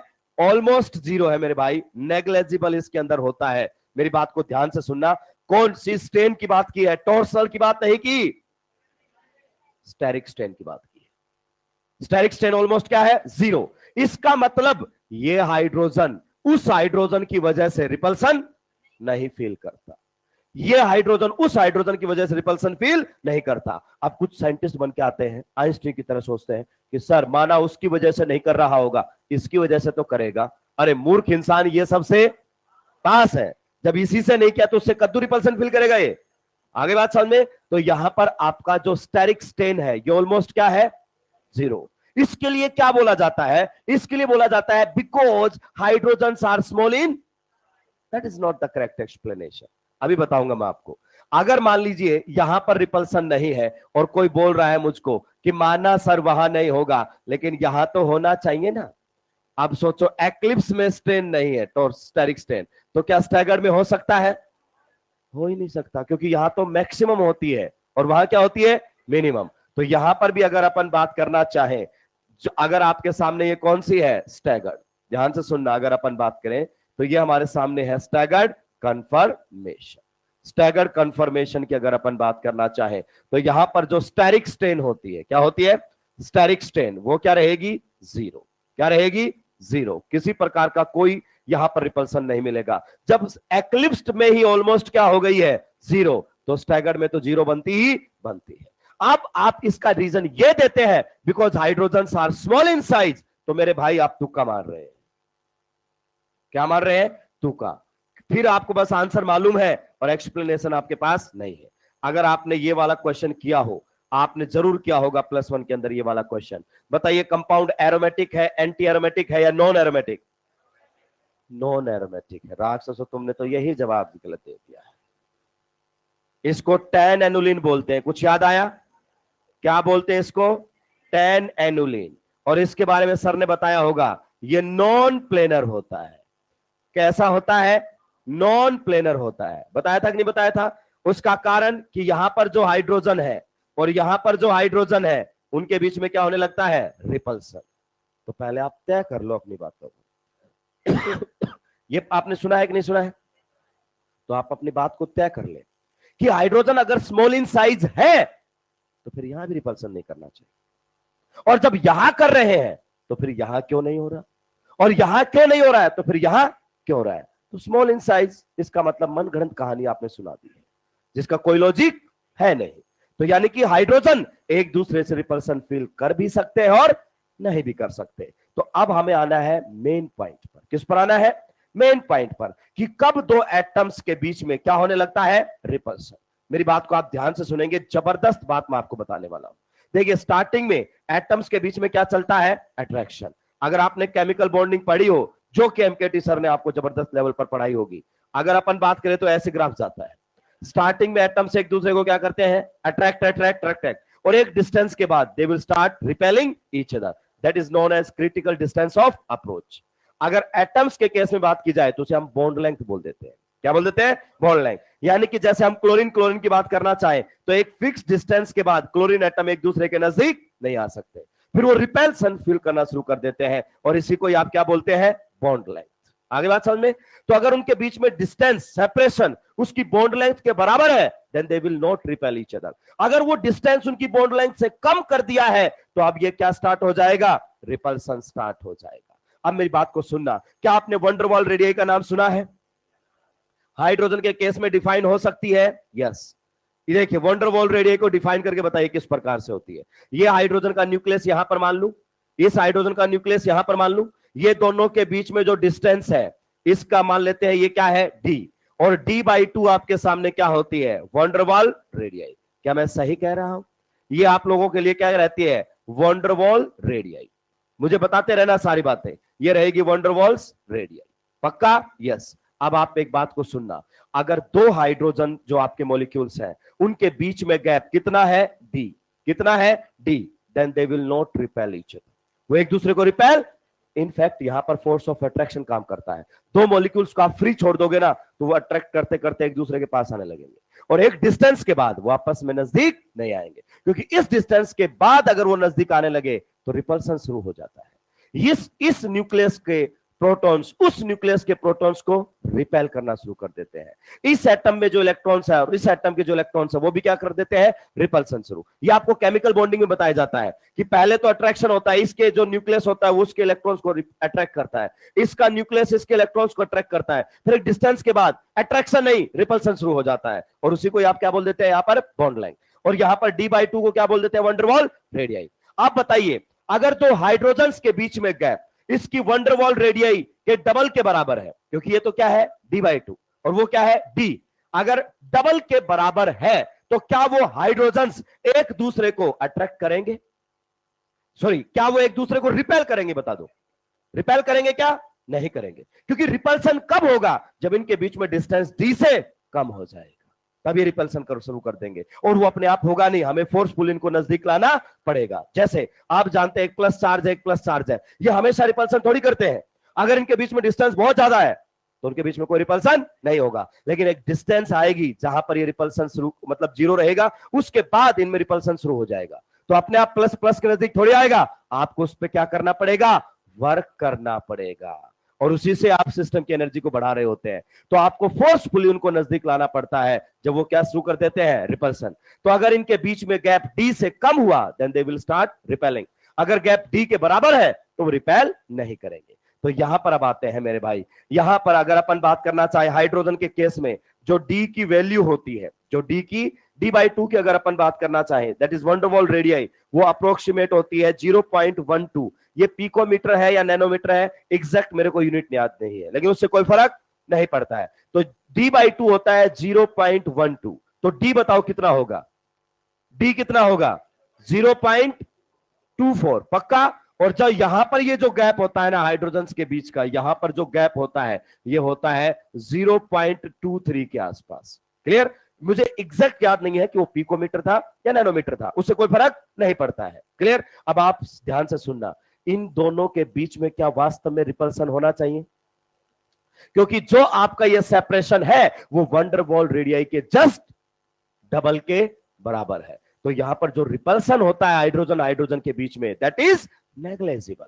अगर हाइड्रोजन्स को इस डिस्टेंस से नजदीक लाया गया then they will start repelling, but इस डिस्टेंस पर वो रिपेल नहीं करते। तो यहां पर जो आप एनुलिन 10 पढ़ते हैं उसका कारण यही है कि इनके बीच का जो गैप है ना वो घटा दिया जाता है। तो ये बोलना कि हाइड्रोजन हाइड्रोजन को रिपेल नहीं करता है, ये तो मूर्खता वाली बात है। यहां पर जो आपका गैप है ना दोनों हाइड्रोजन के बीच में, वो इस डिस्टेंस से बहुत कम होता है, then they will start repelling. तो हाइड्रोजन हाइड्रोजन को रिपेल भी कर सकता है और नहीं भी कर सकता है, डिपेंड करता है कि उसके बीच में गैप कितना है। छापिए, आगे बढ़ूंगा। तो असर्शन रीजन आएगा एक दिन ये कि in ethane there is no steric strain, in ethane there is no steric strain. तो रीजन ये नहीं जाएगा कि hydrogen are small in size, because gap between the hydrogen atoms is just equal to the double of van der Waals radii. Van der Waals radii के लगभग double के बराबर होगा, तो ये डिस्टेंस डी हो जाएगी कि नहीं हो जाएगी? तो रिपेल नहीं करेंगे वो। जबरदस्त क्वेश्चंस बनेंगे मेरे भाई, और ये बात एनसीईआरटी की है। किसकी है? एनसीईआरटी की।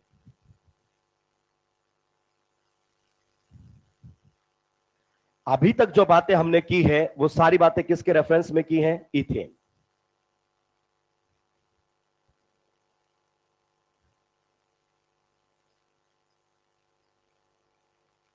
इथेन में स्टेरिक स्ट्रेन ऑलमोस्ट क्या है? जीरो। एक्लिप्स में भी एज वेल एज स्टैगर। जब एक्लिप्स में नहीं है तो स्टैगर की तो बात ही मत करो, क्योंकि स्टैगर में तो ये डिस्टेंस और भी ज्यादा हो जाएगी।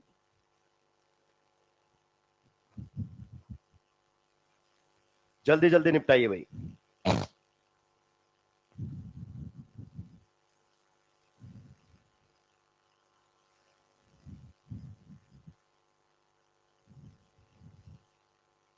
अगर एटम्स के बीच में डिस्टेंस उनकी वंडरवॉल रेडियाई के डबल के बराबर या उससे ज्यादा है तो उनके बीच में रिपल्सन नहीं होंगे, अगर उससे कम है तो रिपल्सन होंगे।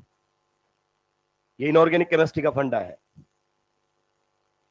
वंडरवॉल फोर्सेस अट्रैक्टिव भी होते हैं और रिपल्सिव भी होते हैं। तो वो कब अट्रैक्टिव होते हैं कब रिपल्सिव होते हैं आपको पता होना चाहिए। निपटा दिया है क्या?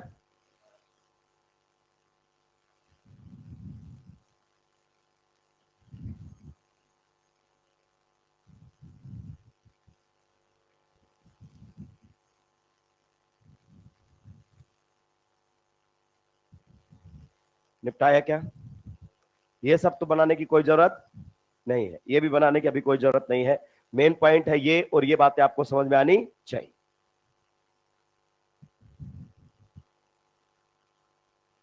निपटा दिया है क्या मेरे भाई सभी ने? और धीरे धीरे लिखो। सोलो राइटिंग कंपटीशन की तैयारी कर रहे हैं अपन, उसी में तो पार्टिसिपेट करना है। अपना पेपर ऐसा है कि अपने को पेपर दे दिया जाएगा, फिर जब हम वापस देंगे तो अपनी मर्जी से, रिजल्ट के बाद भी हम पेपर दे सकते हैं, ऐसी कोई बात नहीं है। बस सीट नहीं मिलेगी हमको और आप जेल में होंगे, कि आप पेपर लेके भाग नहीं सकते। ऐसी गलती मत करना कि मैं ओमार सीट लेके भाग जाऊंगा। निपटा दिए जाओगे, तुम भी निपटोगे और जिसकी ड्यूटी होगी उस कमरे में वो भी निपटेगा बेचारा, दोनों एक ही जेल में पाओगे। चलिए आगे लिखिए। हाँ मैं बस हो गया, मेरे को नहीं लाना बीच में। नेक्स्ट अब हम आते हैं कन्फर्मेशन के ऊपर। अभी तक हमने कन्फर्मेशन को समझाया भी नहीं है, ध्यान से देखो। कन्फर्मेशन है, कन्फर्मेशन किसे बोलते हैं हम? कॉन्फ़िगरेशन अलग चीज होती है, ये क्या है? कन्फर्मेशन। कौन बताएगा कन्फर्मेशन की डेफिनेशन क्या होती है? पढ़ा है आपने? लिखिए। कन्फर्मेशन आप किसे बोलते हैं? Different shapes, different shapes, different shapes of A molecule, different shapes of A molecule, of A molecule मतलब एक ही मॉलिक्यूल के अलग अलग से, different shapes of A molecule obtained by, obtained by, obtained by, obtained by rotation about sigma bond, obtained by rotation about sigma bond, different shapes of a molecule obtained by rotation about a sigma bond. Sigma bond के rotation से जो molecule की अलग अलग shape बनती है उन्हें हम क्या बोलते हैं? कन्फर्मेशंस। क्या बोलते हैं? कन्फर्मेशन। मॉलिक्यूल सेम होता है, उसी मॉलिक्यूल की शेप क्या होती है? अलग अलग, उन्हें हम क्या बोलते हैं? कन्फर्मेशंस। ध्यान से सुनिए, जब से मैंने आपकी क्लास में एंट्री ली है तब से आप मेरी अलग अलग कन्फर्मेशंस देख रहे हैं, तब से आप मेरी अलग अलग कन्फर्मेशंस देख रहे हैं। यानी कि एक ही मॉलिक्यूल की अलग अलग शेप होती है और वो कब बदलती है? जब आप सिग्मा बॉन्ड पर क्या लेते हो? रोटेशन। मेरी बात को ध्यान से सुनना। अगर मान लीजिए मैं इस प्रकार से आप लोगों के सामने खड़ा हुआ हूं तो ये मेरी एक कन्फर्मेशन है, फिर थोड़ी देर बाद मैं ऐसे खड़ा हो गया, ये दूसरी कन्फर्मेशन है, थोड़ी देर बाद मैं ऐसे रह गया, ये तीसरी कन्फर्मेशन है। क्लियर? तो मेरी जो अलग अलग शेप आप लोगों के सामने बनकर आ रही है उन्हें हम क्या बोलते हैं? कन्फर्मेशन। आप भी अलग अलग कन्फर्मेशन बनाते हैं। जैसे बहुत सारे लोग क्या लेते हैं? सेल्फी लेते हैं। क्लियर? अलग अलग वो पोज बनाते हैं, कुछ में तो समझ में भी नहीं आता कि वो वही है क्या, तो वो क्या है? कन्फर्मेशन। जैसे आप लोग शादी में डांस करते हैं, कहीं ना कहीं किसी की मैरिज में जाते हैं, डांस करते हैं तो आपकी फोटो खींच जाती है। कुछ तो बहुत अच्छी खींचती है, जो चाहते हैं कि आप अपने पास रखें, कुछ चाहती है कि डिलीट हो जाए। लेकिन जैसे आपको कोई ऐसे नाचती हुई फोटो आ गई, क्लियर, और वो एल्बम के फ्रंट पेज पर आ गई, तो सब बोलते हैं कि आप हैं, लेकिन आप बोलते हैं नहीं नहीं मैं नहीं हूं। है तो आप ही का कोई ना कोई एक पोज था, उसे हम क्या बोलते हैं? कन्फर्मेशन। यानी कि आपकी ऐसी कितनी कन्फर्मेशन हो सकती है? इनफाइनाइट।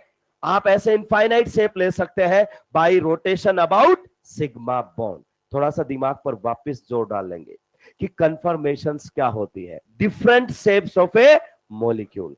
एक ही मॉलिक्यूल की अलग अलग शेप जो आप कब लेते हैं? जब सिग्मा बॉन्ड पर क्या करवाते हैं? रोटेशन। जैसे अगर ऑर्गेनिक मॉलिक्यूल की बात की जाए तो ध्यान से सुनना, जैसे ये हमारे सामने इथेन मान लेते हैं। क्या मान लेते हैं? इथेन। अब ये इस मॉलिक्यूल की एक शेप है। फिर मैंने क्या किया? ये जो कार्बन कार्बन के बीच में सिग्मा बॉन्ड है, ब्लैक ब्लैक एटम्स के बीच में, उसमें एक को तो क्या कर दिया? फिक्स। सामने वाले को क्या कर दिया? फिक्स। और पीछे वाले को घुमाया तो देखो एक शेप ये आ गई, फिर घुमाया तो एक शेप ये आ गई, फिर घुमाया तो एक शेप ये आ गई, फिर घुमाया तो एक शेप ये आ गई। ऐसे आप देखो सिग्मा बॉन्ड के रोटेशन से कैसी शेप ले, कितनी शेप ले सकते हैं? इनफाइनाइट। और गजब की बात क्या है? जब मॉलिक्यूल सिग्मा बॉन्ड पर घूमता है तो ये आपस में एक दूसरे में बदलते रहते हैं, इसके लिए कोई बॉन्ड तोड़ने की जरूरत नहीं होती, ये काम अपने आप होता रहता है, आपको कोई बॉन्ड तोड़ने की जरूरत यहां पर नहीं पड़ती है। तो नेक्स्ट पॉइंट इसके अंदर लिखेंगे, a molecule can have infinite number of conformations. A molecule can have infinite number of conformations. A molecule can have infinite number of conformations by taking rotation about sigma bond. A molecule can have infinite number of conformations by taking rotation about sigma bond. एक sigma bond पर rotation ले लेकर जो आप shape बना रहे हो उन्हीं का ही क्या नाम होता है? कन्फर्मेशन। और ऐसी कितनी शेप बना सकते हो आप? Infinite.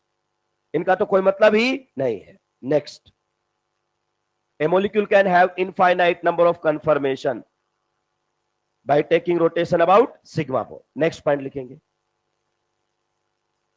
conformations are interconvertible at room temperature.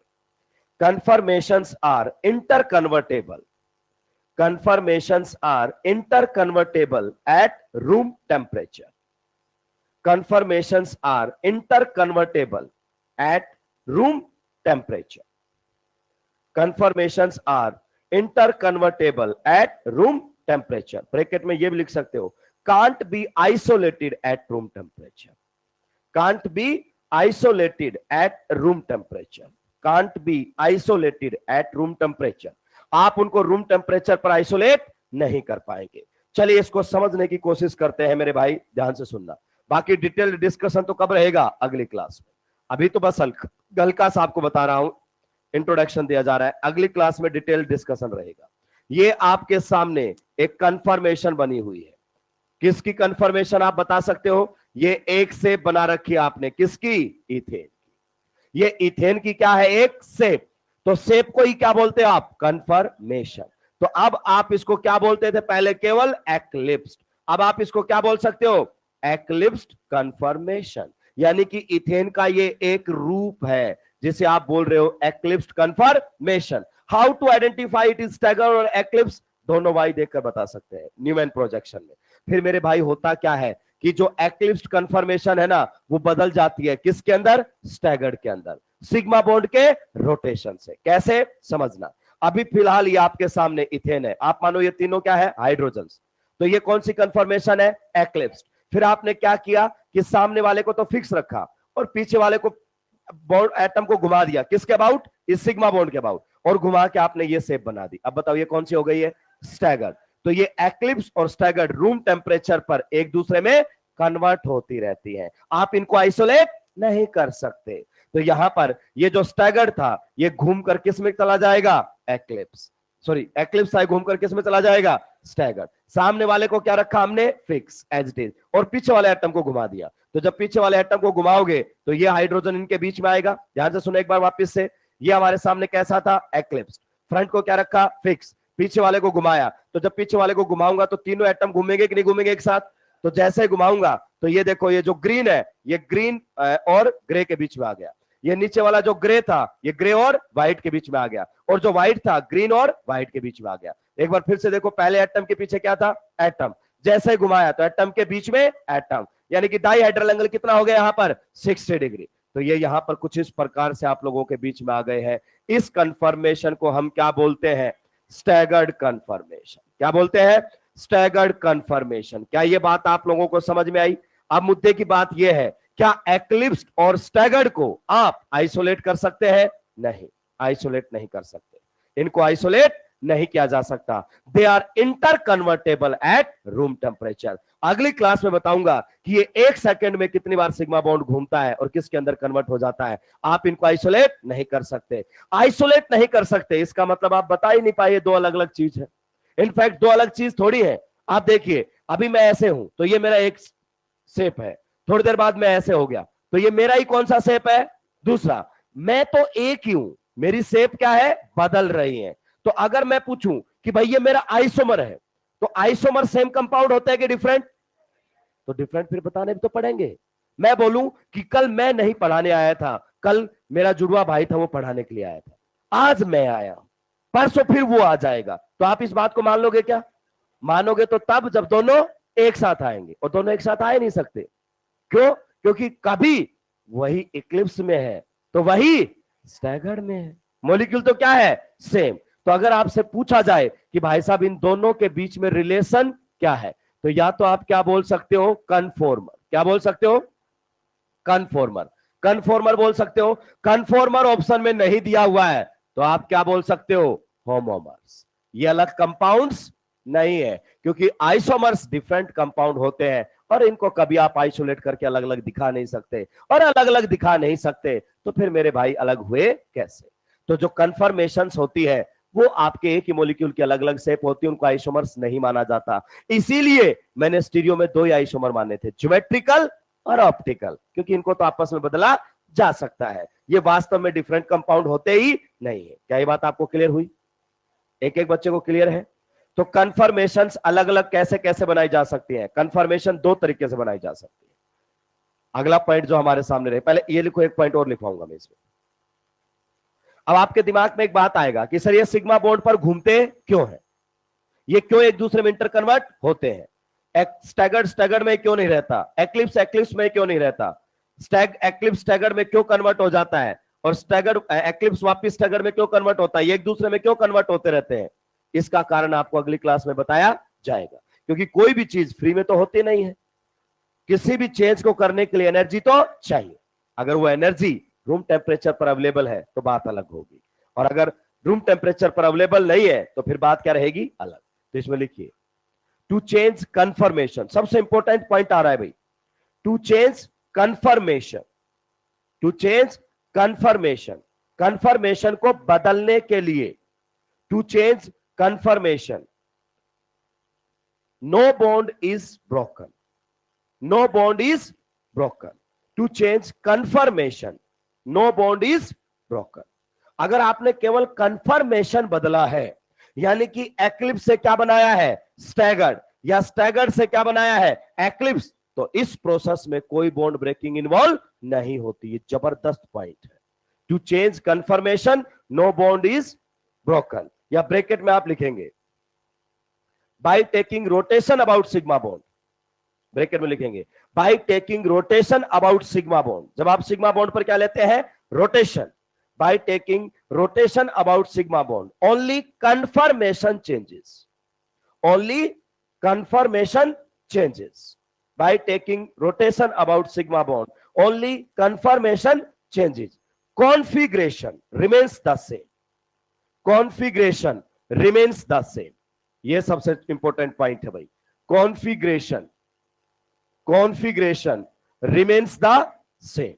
By taking rotation about sigma bond, only conformation changes. Configuration remains the same. Configuration को बदलने के लिए आपको क्या तोड़ना पड़ेगा, बॉन्ड, और कंफर्मेशन को बदलने के लिए कोई बॉन्ड तोड़ने की जरूरत नहीं है। ये वापस से देखो, ये कौन सी कंफर्मेशन है फिलहाल, एक्लिप्स, ये कौन सी बन गई, कोई बॉन्ड नहीं तोड़ा, बॉन्ड तोड़ने की जरूरत थी। और जब तक बॉन्ड नहीं टूटेगा कंपाउंड डिफरेंट नहीं बनेगा, कंपाउंड डिफरेंट नहीं बनेगा। यानी कि कंफर्मेशन के चेंज होने से कंपाउंड नहीं बदलता है, कॉन्फ़िगरेशन के चेंज होने से बदलता है। तो ये एक दूसरे के क्या है, कन्फॉर्मर या होमोमर्स। आगे बात समझ में। और अगर अपन हाई लेवल पर बात करना चाहें तो कन्फर्मेशंस कैसे बनाई जा सकती है, कन्फर्मेशंस की अगर अपन बात करना चाहें तो कन्फर्मेशन दो तरीके से बदल जा सकते हैं। एक तो rotation about sigma bond, rotation about sigma bond जो कि हमारे सिलेबस में है, और दूसरा एक और होता है फ्लिपिंग, एक और हमारे सामने होता है कौन सा, फ्लिपिंग, जो कि हमारे सिलेबस में नहीं है। दो तरीके से कंफर्मेशन बदलती है, एक तो सिग्मा बॉन्ड पर रोटेशन लेने से और एक फ्लिपिंग करने से। सर ये फ्लिपिंग क्या होता है आपको जानने की जरूरत नहीं है क्योंकि आपके सिलेबस की चीज नहीं है। आप तो ये ध्यान रखो कि जब भी कंफर्मेशन बदलनी होगी तो हमें सिग्मा बॉन्ड पर क्या लेना होगा, रोटेशन, और सिग्मा बॉन्ड के रोटेशन से कंफर्मेशन बदलता है, यानी कि मॉलिक्यूल क्या रहेगा, सेम। आप देखो ना, अभी ये आपके सामने है, ये इथेन मानो आप, इथेन को कौन सी कंफर्मेशन है, एक्लिप्स। अभी कौन सी है, कंपाउंड तो सेम ही है, क्योंकि जब मेरे पास स्टैगर्ड है तो मेरे पास एक्लिप्स नहीं है, और जब मेरे पास एक्लिप्स है तो मेरे पास स्टैगर्ड नहीं है। अगर सिंपल भाषा में कहूं तो गंगाधर ही शक्तिमान है। शक्तिमान देखा है क्या, दोनों क्या थे, सेम। तो ये दो अलग चीज नहीं है, एक ही कंपाउंड की दो अलग अलग क्या है, शेप है, जिन्हें हमने क्या बोला है, कंफर्मेशन। लेकिन अब अपने दिमाग में एक सवाल रह गया कि सर ये एक दूसरे में बदलते क्यों है रूम टेम्परेचर पर, क्या इनको बदलने से रोका नहीं जा सकता? जानने के लिए अटेंड करें अगली क्लास। आज के लिए इतना ही, धन्यवाद।